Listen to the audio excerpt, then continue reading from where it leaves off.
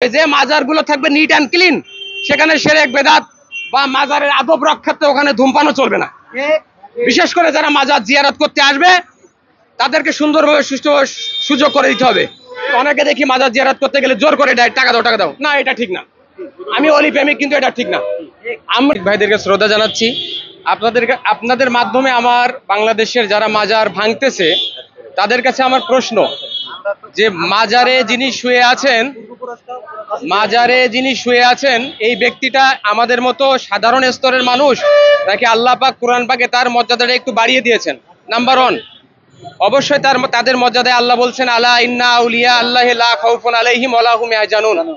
আল্লাহর বন্ধুদের কোনো ভয় নেই এবং তারা চিন্তিতও হবে না। আচ্ছা, তাহলে আমাদের যে স্তর, আমরা সাধারণ স্তরের মুমিন, আর আল্লাহর ওলিরা হলো নায়েবে রাসূল, আল উলামা ওয়ারাসাতুল আম্বিয়া। আপনি মাজারপন্থী, মাজার যারা ভালোবাসে তাদেরকে আপনি একবারে এলেম নেই আমল নেই বললে তো ভুল হবে আপনার, এটা ভুল ধারণা। আমি বলি শোনেন, আমরা দেখেছি শেখ হাসিনা যখনই দেশ ছাড়ছে তারপর থেকে একটি মহল, বিশেষ করে যাদেরকে আমরা ওয়াহাবি বলি, তারা কিন্তু বাংলাদেশের বিভিন্ন মাজারে হামলা চালিয়েছে, মাজার ভাঙচুর তারা শুরু করেছে।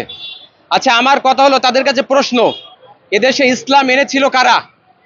আচ্ছা, আপনি বলতে পারেন যে অনেকে ভণ্ড মাজার তৈরি করেছে, হ্যাঁ, আপনি যদি সুস্পষ্ট প্রমাণ পান যে একদম শুধু ব্যবসার উদ্দেশ্যে মাজার তৈরি করছে, দুনিয়াবি স্বার্থের জন্য, তাহলে আমরা তাদের সাথে একমত। ওই ধরনের মাজারে আমরাও গুড়িয়ে দেব। কিন্তু আপনার কাছে প্রশ্ন, আপনি একজন 5 ওয়াক্ত নামাজি ব্যক্তি, আমি একজন জানেওয়ালা ব্যক্তি, আমরা যাদের ওসিলায় মুসলমান, হযরত শাহজালাল, হযরত শাহ পরান রহমতুল্লাহ আলাইহি, শাহ মাকদুম, শাহ আমানত, খান জাহান আলী বাগেরহাট, এই সমস্ত আউলিয়ায়ে কিরামকে যারা অমান্য করে, এদের শান বা এদের শানে যারা ছোট করে দেখে, তারা যত বড় আমল করুক, এই আমলগুলো আমি সাপোর্ট করি না। ইসলামের সর্বপ্রথম চ্যাপ্টার হলো আদব। সাহাবায়ে কিরাম আল্লাহর রাসূল সাল্লাল্লাহু আলাইহি ওয়াসাল্লামের মজলিসে জোরে কথা বলছিল, রাসূলুল্লাহর মজলিসে জোরে কথা বলার কারণে সাথে সাথে কিন্তু ওহী নাজিল হয়েছিল, সাহাবীরা তোমরা তোমাদের কণ্ঠস্বর নিচু করো, তোমরা আমার হাবিবকে সাধারণ মনে করো না, তোমরা যদি আল্লাহর নবীর সামনে সাল্লাল্লাহু আলাইহি ওয়াসাল্লাম সামনে যদি জোরে কথা বলো, তোমাদের তামাম আমল কিন্তু আমি বরবাদ করে দেব। রাইট কিনা? যারা মাজারের শরীয়তের বিরোধী কাজ করে, এদের মধ্যে কেউ বড় বড় মুফতি মুহাদ্দিস না? বলেন, আমার কথা অ্যানসার দেন প্লিজ, অ্যানসার মাই কোশ্চেন। যারা মাজারে বসে থাকে, শুয়ে থাকে, এরা কি বড় বড় ডক্টরেট ডিগ্রিধারী বা বড় বড় মুফতি? তাহলে আপনি 5 ওয়াক্ত নামাজি লোক, আপনি মাজারে যে যারা শুয়ে আছে ও তো মুসলমান, জন্মসূত্রে মুসলমান, তো আপনার ভাই, ইন্নাল মুসলিমু এখন।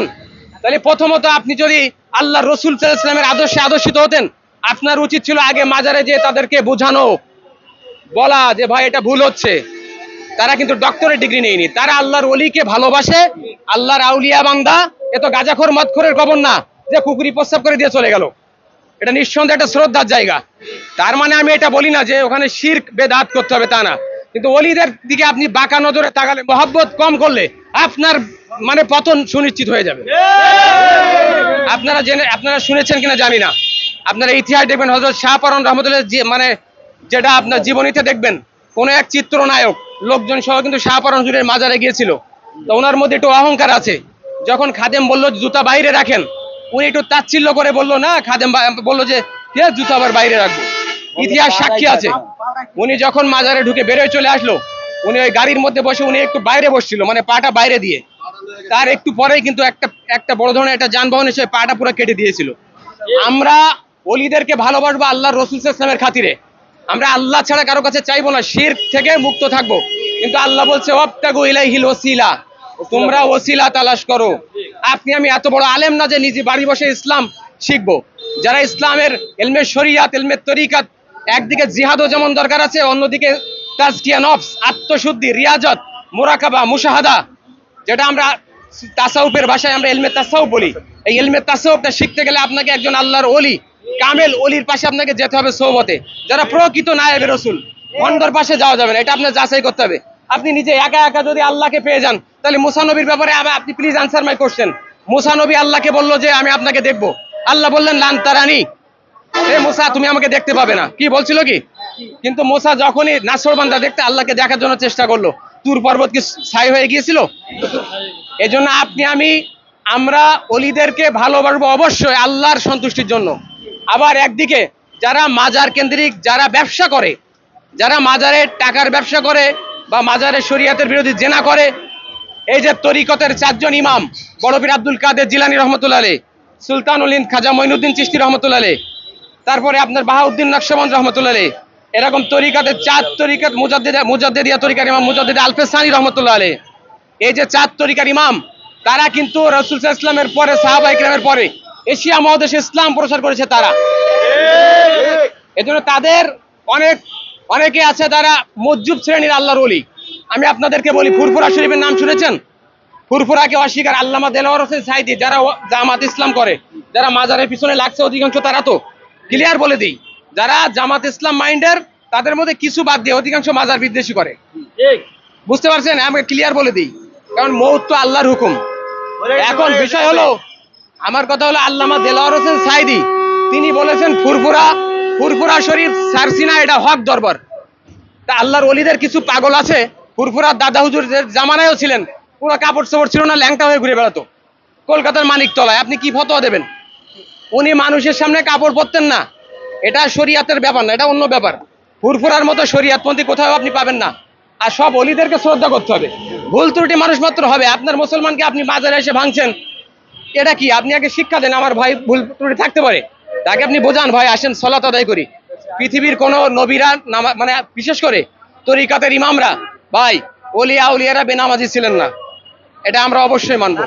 কোরআন সুন্নাহর অনুযায়ী চলেছেন, একদিকে নামাজ পড়েছেন, অন্যদিকে জিকির মুরাকাবা মুশাহাদাও করেছেন, অপরদিকে জিহাদও করেছেন। আপনি জিহাদের নামে এত কিছু ভাইয়েরা বললো বলৎকার হচ্ছে, এই মাদ্রাসা ছোট বাচ্চাদের বলৎকার করে, এটার বিচার কে করছে? বলুন তো, কোন প্রশাসন করছে এটা? আপনি বলেন যে আপনি আলেম মুফতি মুহাদ্দিস, আপনার প্রতিষ্ঠানে বলৎকার হয়, আমি দেখছি মাঝে। ওই যে একজন বড় এমপি না কি যেন, তার একটা ছেলে, সে একটা ছোট বাচ্চারে মেয়েরে মানে জেনা করে তাকে মেরেও ফেলছে। হুজুর, এইটার বিচার কি হয়েছে? যারা থাকে এদের পিছনে লেগে এত লাভ কি? হ্যাঁ, তবে মাজার কেন্দ্রিক যারা ভণ্ডামি করে, শরিয়াত বিরোধী করে, আপনি আইন আছে, আপনি সরকারের কাছে যেমন বর্তমান ধর্ম উপদেষ্টাকে বলুন ঐক্যবদ্ধভাবে যে মাজারগুলো থাকবে নিট অ্যান্ড ক্লিন, সেখানে শিরক বেদাত বা মাজারের আদব রক্ষার্থে ওখানে ধূমপানও চলবে না।